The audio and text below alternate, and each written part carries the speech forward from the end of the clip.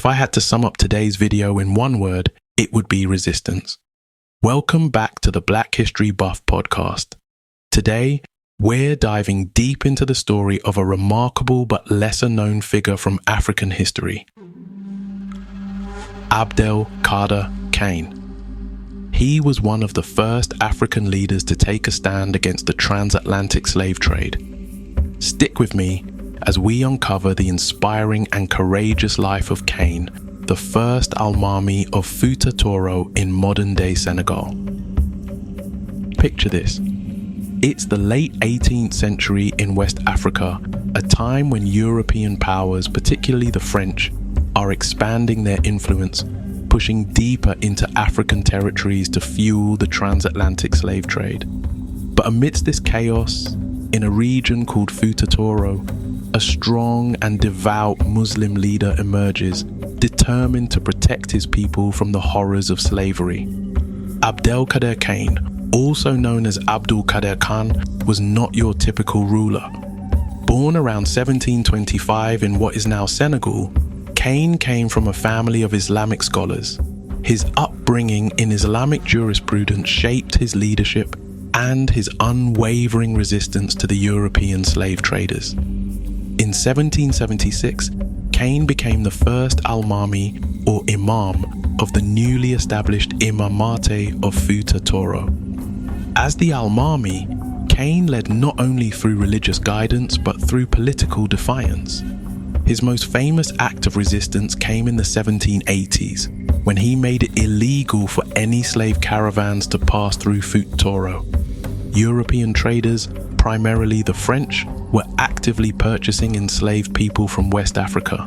But Kane had a clear message for them. We do not want you to buy slaves from our land. Anyone who dares will face deadly consequences. His stance was radical and courageous at a time when many other African rulers were involved in the slave trade.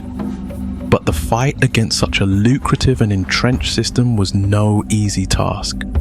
Kane's stand put him at odds not only with the French, but also with powerful African elites who profited from the slave trade. The pressure on him was enormous. One misstep, and his people's future hung in the balance. His resistance wasn't just a legal proclamation, it was a war of values, one where every day his leadership was tested, and the stakes grew higher. Even with limited resources, Kane's army managed to intercept European traders and halt many slave raids, sparking fear and respect across the region. Kane didn't just face external enemies, he was forced to battle political rivals within his own ranks. Some chiefs, driven by greed or fear of European retaliation, resisted his policies. This internal conflict created a volatile environment where betrayal loomed at every corner. Kane had to constantly navigate these dangerous political waters while maintaining the integrity of his resistance. Every decision he made was a delicate balance of diplomacy, religion, and force. Despite his valiant efforts, the pressure from both external and internal forces finally caught up with Kane. In 1806, he faced his final battle, a fight for both his kingdom and his people's freedom. Surrounded, outnumbered, but never broken, Kane led his men into battle, knowing full well the cost of failure.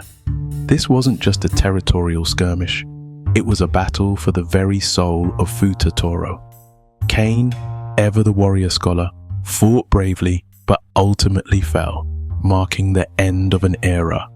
Though his life was cut short, Abdel Kader Kane's defiance sparked a movement. His resistance would echo through the generations, inspiring abolitionists both within Africa and abroad. Today, his legacy as a pioneer against the slave trade remains a powerful symbol of African resistance to European colonization. Kane's story reminds us that even in the darkest of times, there are those who will stand tall and refuse to be silenced. His fight wasn't just about Futa Toro. It was about humanity's relentless struggle for dignity, freedom, and justice. Now, If this story of Abdel Kader Kane inspires you, make sure to give this video a thumbs up, share it with your friends, and drop the word resistance in the comments below to let me know you're still here. Don't forget to subscribe to the channel and consider supporting the Black History Buff podcast on Patreon, where we dig deeper into the untold stories of Black history. Thank you so much for watching, family.